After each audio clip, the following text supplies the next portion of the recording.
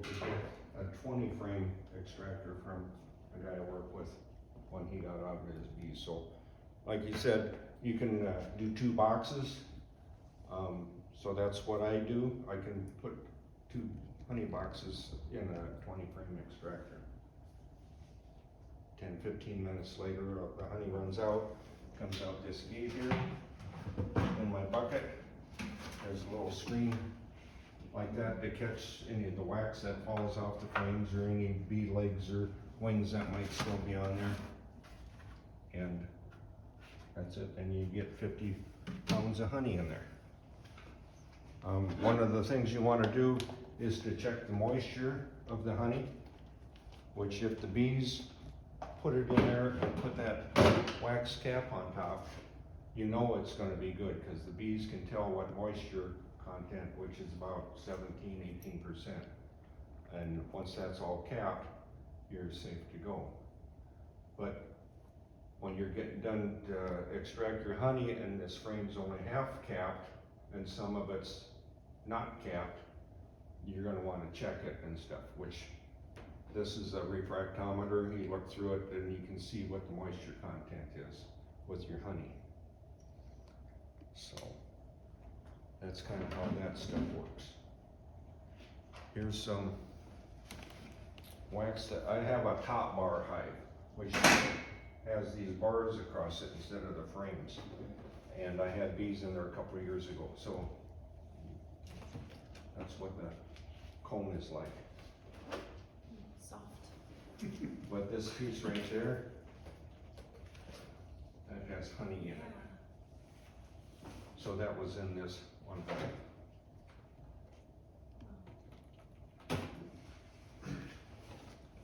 So any questions on that?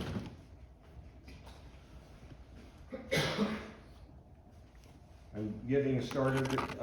I do provide this for people to use at my place, you know, if you get started and want to give it a try and see how it works before you spend a lot of money on things. This was like $900 for an extractor like that.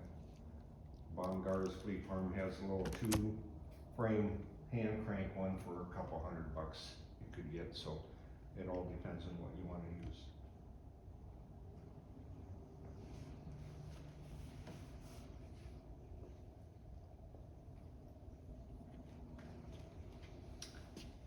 Any other thoughts or questions or anything?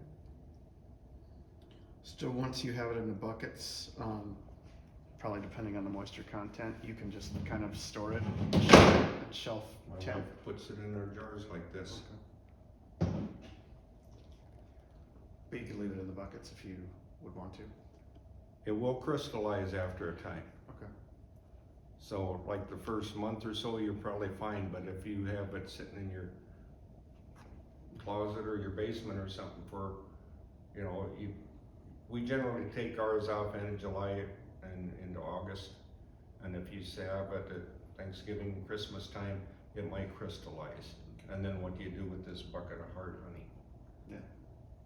I got a box with a light bulb in it that's insulated, put it in there, and after about 3-4 days, it's all liquid again. Yeah, I was interested in seeing this. I had no idea. But I've been wondering.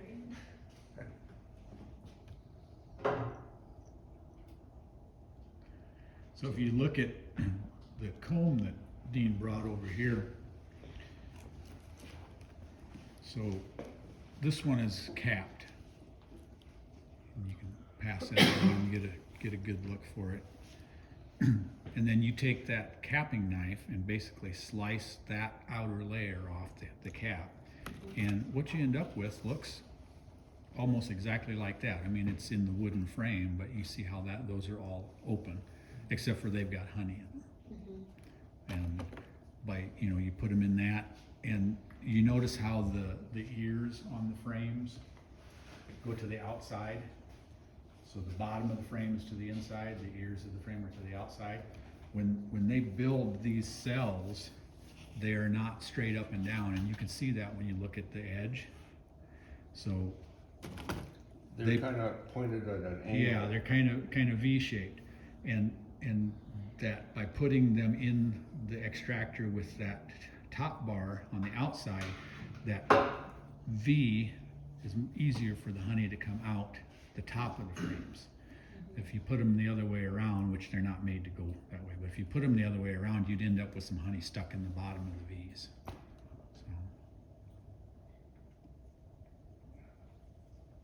So it makes sense, they put it in a slope so they can just fill it and it doesn't run out until. Yeah. Right. Yeah, because when it's nectar, it's real watery, and it would run out. Whereas honey, you know, it's going to stick in there. But yeah, it starts out as nectar, and they dehydrate it essentially, add the enzymes to it, and make honey out of it.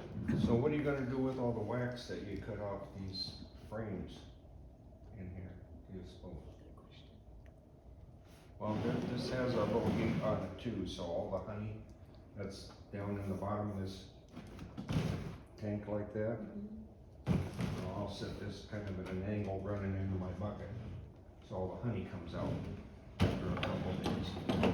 But then I'll take this wax and put it in a tub. I got several of these long plastic tubs like you can store up things under your bed and stuff, you know, they're about so long and kind of shallow. So I'll put those wax cappings in those, set them outside on my picnic table. And the bees come to it and suck all the honey out of all this comb, so it ends up feeling like this, it's dry. And then I have a solar melter that it's heated by the sun and the wax melts down and it's filtered through some, I usually have like paper towels or something like that for the wax to melt down through it and goes into a little pan, and then I use it to make candles and sell the wax and things like that. I was very appreciative to hear about all the stuff you can do with it, because quite honestly, I'm just kind of interested in doing it to do it, you know. Honestly, I'm not really a honey guy to begin with, but like, you know, I recognize that if I actually do this, I'm gonna produce a lot more honey than I could ever need, and you know, it's nice to hear that there's places, things that you can do with it, you know. You There's bet. a lot of things you can do with it that add value. And like you said, not everybody eats a lot of honey. Yeah.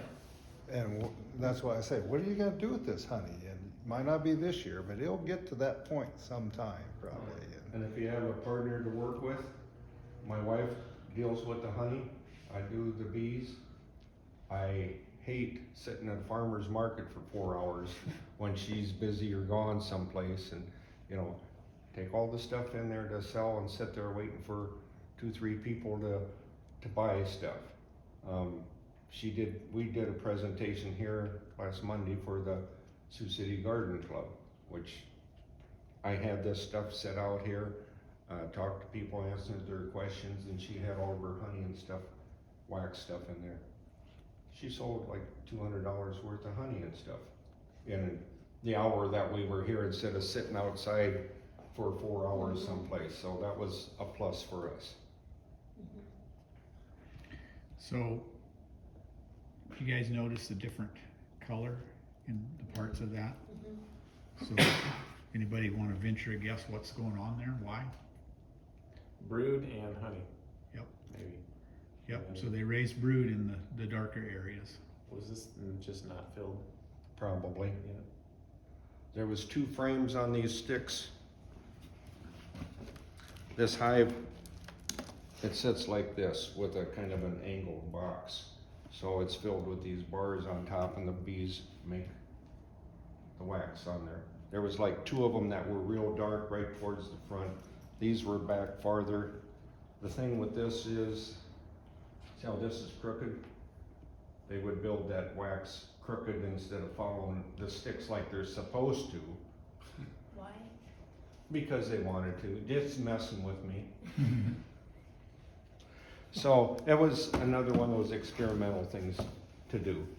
And I think I put a swarm that I caught in this hive, which it worked okay, But then it's a whole different situation of manipulation and dealing with it rather than with the frames that you can pull out of the box.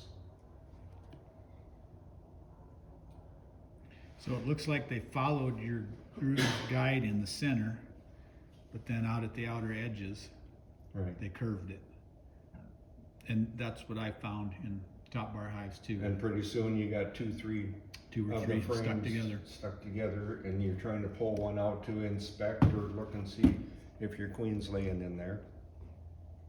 But I've seen a YouTube video where, you know, how thick this honey is.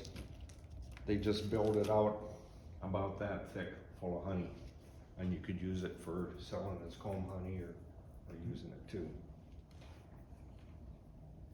You can get them to stay straighter on the top bar frames if you've got one frame already drawn out that's straight and you put it in between there. Or every so often you put a Langstroth frame with foundation so they can't curve it.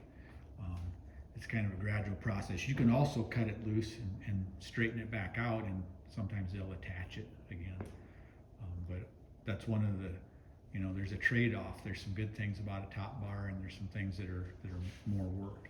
Same way with me running all 8-frame mediums. You know, there's some good things, there's some bad things. I have to move more boxes and move more frames to do a full inspection, things like that.